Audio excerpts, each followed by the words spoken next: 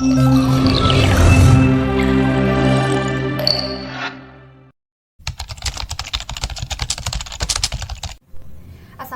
warahmatullahi wabarakatuh. Balik lagi sama aku, Vira Aulia.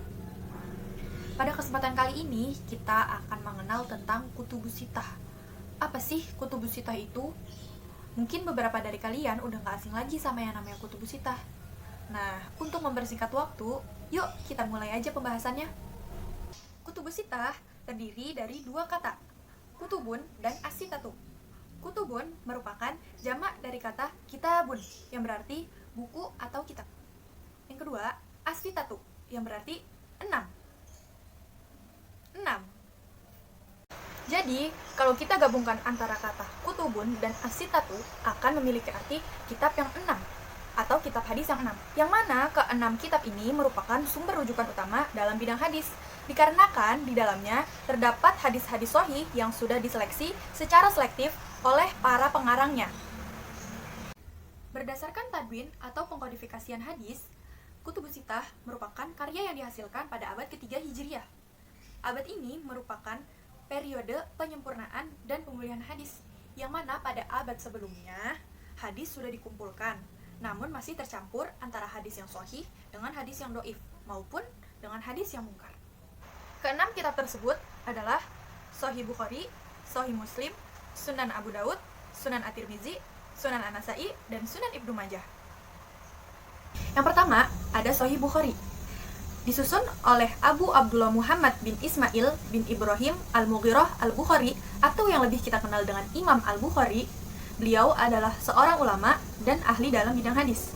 Dilahirkan di Bukhara pada tanggal 13 Syawal tahun 194 Hijriah dan wafat pada tanggal 30 Ramadan tahun 256 Hijriah.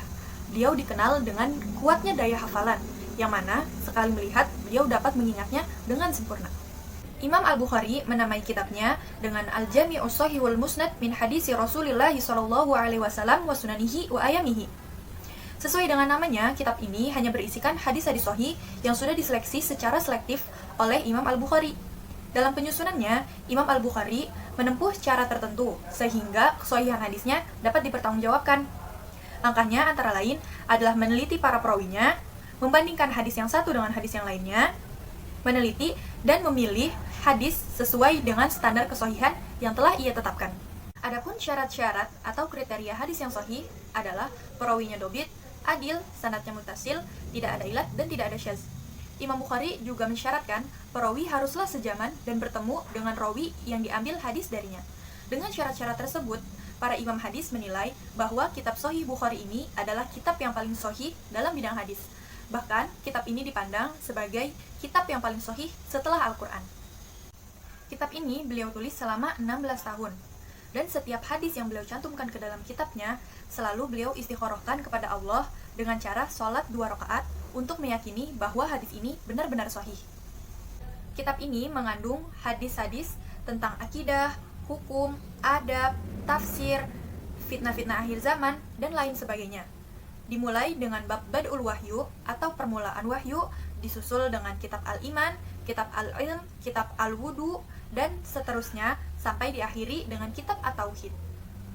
Ibnu Shalah dalam mukadimahnya menyebutkan jumlah hadis yang terdapat dalam Sahih Bukhari ada sebanyak 7.275 hadis, termasuk di dalamnya hadis-hadis yang diulang, dan ada sebanyak 4.000 hadis tanpa pengulangan. Salah satu kitab yang mensyarah Sahih Bukhari adalah Fathul Bari, karya Ibnu Hajar. Lalu, bagaimana pendapat ulama mengenai kitab hadis ini? Ibnu Shalah dan Imam An-Nawawi berpendapat bahwa karya Muslim dan Al-Bukhari ini merupakan dua kitab yang paling sahih setelah Al-Quran. Adapun kitab Al-Bukhari adalah kitab yang paling sahih di antara keduanya. Yang kedua, ada Sahih Muslim.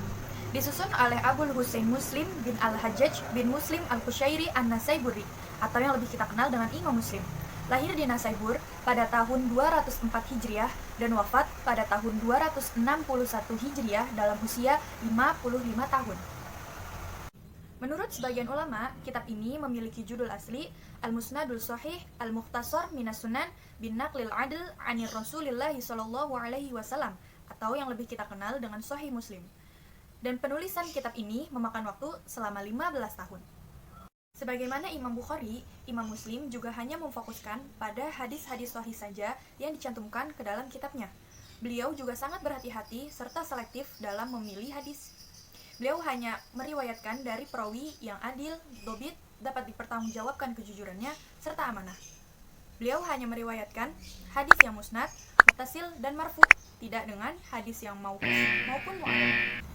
Beliau pernah menuturkan, "Aku tidak mencantumkan satu hadis pun dalam kitabku kecuali ada alasannya, dan aku juga tidak menggugurkan satu hadis pun kecuali karena ada alasannya." Dalam penyusunan kitabnya, Imam Muslim tidak mencantumkan judul kitab, penomoran hadis, serta judul bab. Ketiga hal tersebut baru dimuat oleh para pengulas hadis di masa-masa berikutnya. Salah satunya adalah Imam Nawawi dengan karyanya Syarah Sahih Muslim. Imam Nawawi dalam kitabnya, yaitu At-Taqrib, menyebutkan bahwa dalam Sahih Muslim terdapat 4.000 hadis, terhitung di dalamnya hadis yang diulang-ulang. Namun, beliau tidak menyebutkan jumlah hadis yang tidak diulang-ulang. Berbeda dengan Imam Nawawi, Ibnu Salamah menyebutkan bahwa terdapat 12.000 hadis yang dihitung secara keseluruhan. Ibnu Taimiyah berpendapat bahwa tidak ada kitab di bawah langit ini yang lebih sahih setelah Al-Quran selain Sahih Muslim dan Sahih Bukhari. Yang ketiga, ada Sunan Abu Dawud yang disusun oleh Abu Dawud Sulaiman bin Al-Ash'ath bin Ishaq bin Bashir bin Shiddad Al-Azdi Al-Sijistani. Beliau merupakan seorang ulama di wilayah Basrah yang lahir pada tahun 202 Hijriah dan wafat pada tahun 275 Hijriah dalam usia 73 tahun. Merupakan salah seorang murid dari Imam Ibnu Hanbal, Abu Dawud tidak hanya menjadi seorang perawi, penghimpun, dan penyusun hadis, tetapi beliau juga seorang ahli hukum yang handal dan kritikus hadis yang baik. Para ulama pun menghormati kejujuran, ketakwaan, dan kemampuan beliau yang sangat luar biasa. Di dalam kitab Sunan Abu Dawud ini terdapat 35 kitab yang terbagi menjadi 1871 bab dan 4800 hadis. Disusun secara abwab fiqhiyah atau secara bab-bab fikih karena memang kitab Sunan ini hanya memfokuskan pada hadis-hadis yang terkait dengan hukum fikih seperti sholat, zakat, toharoh, dan lain-lain sebagainya. Berbeda dengan metode yang digunakan Imam Bukhari dan Imam Muslim yang hanya membatasi pada hadis-hadis sahih saja, Imam Abu Dawud juga mencantumkan di dalam kitabnya hadis sahih sampai dengan hadis yang dhaif. Dalam mukadimahnya, beliau mengatakan bahwa cara penulisan dalam kitabnya ialah jika hadis yang ia tulis terdapat kelemahan, maka beliau akan menjelaskan di mana letak kelemahannya. Namun, jika beliau tidak memberikan komentar apapun, maka hadis itu berstatus sahih. Mengenai kitab Sunan ini, Imam Al-Ghazali berpendapat bahwa kitab Sunan Abu Dawud telah mencukupi bagi para mujtahid untuk mengetahui hadis-hadis tentang hukum. Dan salah satu kitab yang mensyarah kitab ini adalah Ma'limus Sunan karya Abu Sulaiman Ahmad bin Ibrahim.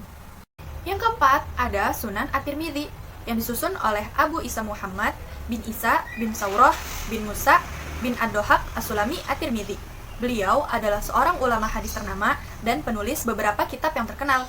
Dilahirkan di kota Tirmidz pada tahun 209 Hijriah dan wafat pada tahun 279 Hijriah dalam usia 70 tahun.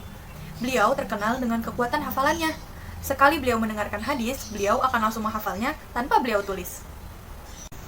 Judul asli dari kitab ini adalah Jami'ul Mukhtasar Minas Sunan Anir Rasulillah sallallahu alaihi wasallam. Penamaan jami ini disebut karena di dalamnya tidak hanya mengandung tentang hadis hukum saja, tetapi terdapat pula hadis tentang fadha'il amal, adab, sirah nabawiyah, dan lain-lain sebagainya. Bahkan Al-Khatib Al-Baghdadi dan Al-Hakim pun tidak segan untuk menyebutnya sebagai Jami'us Shahih. Berbeda dengan keduanya, Ibnu Katsir menilai bahwa penamaan Jami'us Shahih ini kurang tepat, karena dalam kitab Sunan At-Tirmidzi terdapat berbagai macam kualitas hadis, mulai dari yang sahih sampai dengan yang dhaif. Secara keseluruhan, jumlah hadis dalam Sunan At-Tirmidzi ini adalah 3.956 hadis. Menurut Abdul Aziz, beliau menyatakan bahwa kitab At-Tirmidzi ini adalah sebaik-baiknya kitab. Hal ini disebabkan oleh sistematika penyajiannya yang baik dan sedikitnya hadis-hadis yang terulang.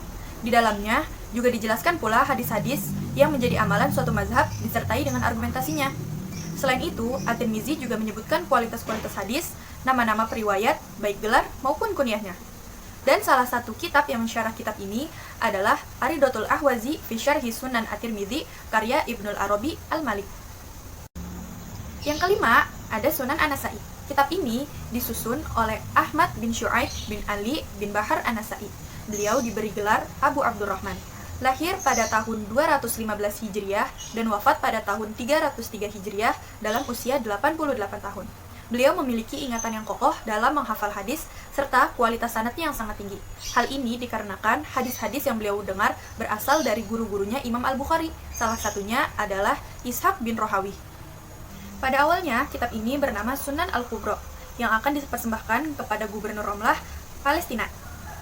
Namun, sang gubernur meminta kepada An-Nasa'i untuk menyeleksi antara hadis yang sahih dengan yang tidak. Dari hasil penyeleksian tersebut, terciptalah kitab Sunan As-Sugra, atau yang dikenal juga dengan Sunan Al-Mujtaba, yang artinya sunan-sunan pilihan, dan yang sekarang kita kenal dengan Sunan An-Nasa'i. Kitab Sunan An-Nasa'i ini memuat 5.761 hadis. Kualitas hadis di dalamnya berstatus sahih, dan tidak ada yang berstatus doif. Jikapun ada, maka jumlahnya akan sangat sedikit. Kitab Sunan An-Nasa'i ini disusun berdasarkan abwab fiqhiyah, atau bab-bab fikih, yang dimulai dengan kitab Thaharah, Al-Miyah, dan seterusnya. Salah satu kitab syarahnya adalah Zahrur Ruba' alal Mujtaba, karya Jalaluddin As-Suyuti.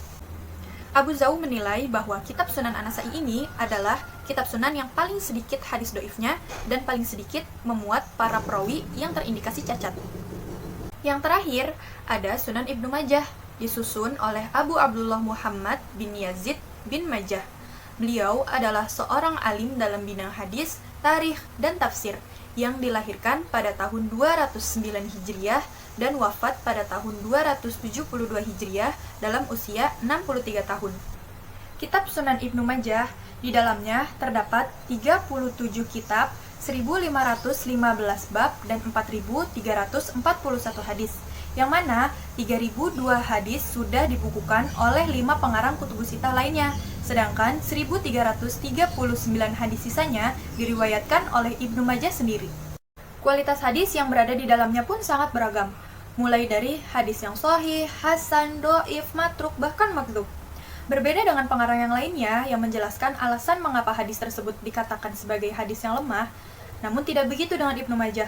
Beliau memilih untuk tidak menjelaskan ataupun memberi keterangan terhadap hadis tersebut. Lalu, apakah kitab Sunan Ibnu Majah ini layak untuk diklasifikasikan dalam jajaran kutubus sittah? Ulama yang pertama kali mengemukakan pendapatnya dengan memasukkan kitab Sunan Ibnu Majah ini ke dalam jajaran kutubus sittah adalah Ibnu Thahir Al-Maqdisi, yang kemudian pendapatnya diikuti oleh Abdul Ghani Al-Maqdisi. Beliau berpendapat bahwa dalam kitab Sunan Ibnu Majah terdapat banyak zawaid yang tidak termuat dalam kitab-kitab sebelumnya. Namun, ada beberapa ulama yang menilai bahwa zawaid tersebut mayoritas berstatus doif. Dan salah satu kitab yang mensyarahnya adalah Syarah Sunan Ibnu Majah karya Ibrahim bin Muhammad Al-Halabi. Nah, itu tadi ke-6 kutubus sittah yang menjadi rujukan utama dalam bidang hadis. Semoga video ini bermanfaat. Sampai jumpa di video selanjutnya. Assalamualaikum.